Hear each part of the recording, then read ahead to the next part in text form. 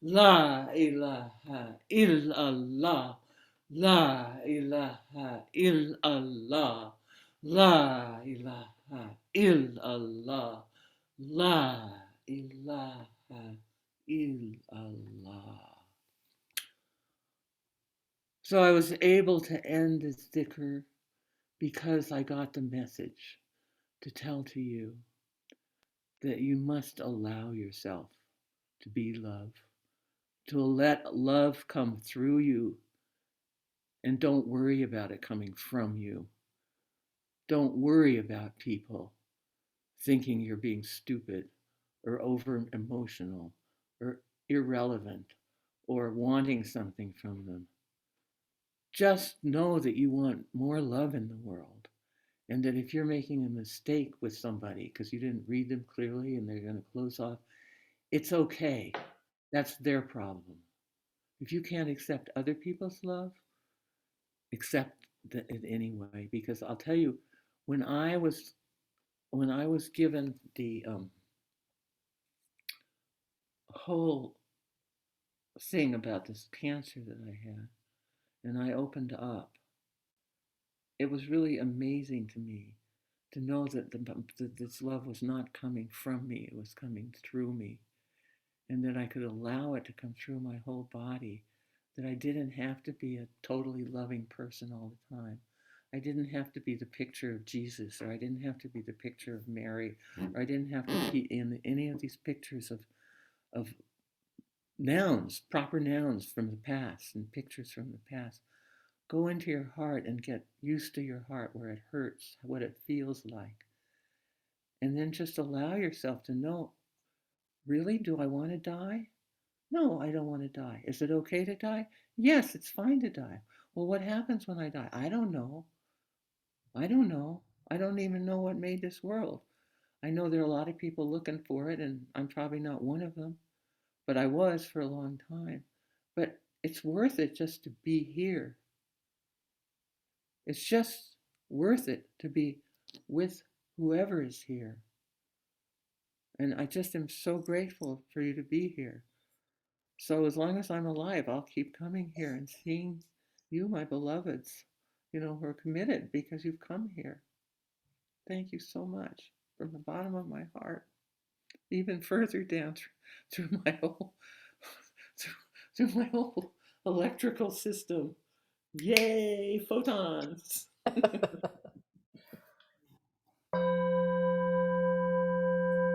you, Leticia. Thank you so much for your help.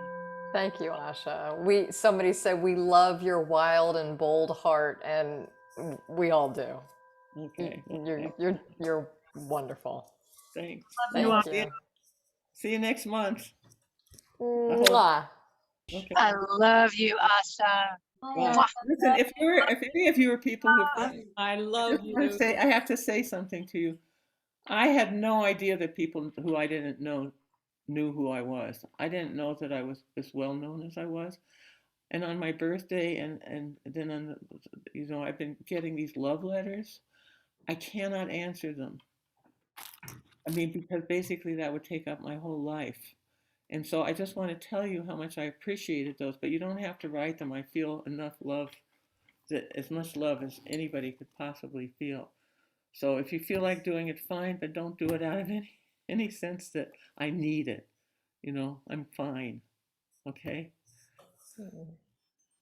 Love you. Okay. You receive so well. Yeah, well, I like it. Okay. Thank you, Asha. Thank Love, you, love, love you. Latifa. Thank you, You. Asha. Thank you, Bye, everybody. Asha. Yes. Thank you, Latifa. Love Thank you. you. Love to all. Love you, Thank you, Asha. Asha. Thank you, Love everyone. you, Latifa. Thank you. So grateful. Oh yeah, I like that somebody gave back to me about going like this and then filling it with prayer and love and then giving it out. Let's all do that. Yeah. Further. Wow. Give it. Amen. Next. Amen. Amen. Alhamdulillah. Asha, we love you. Alhamdulillah. Thank you, Bye-bye, Latifa. everybody. Asha, Bye. Tifa. Oh, Love thank to you. everyone. Bye. Bye. So wonderful seeing everybody. Bye-bye. I've got goosebumps. Yeah, me too. Thank you, Latifah. Thank you, Asha. Yeah. Bye-bye.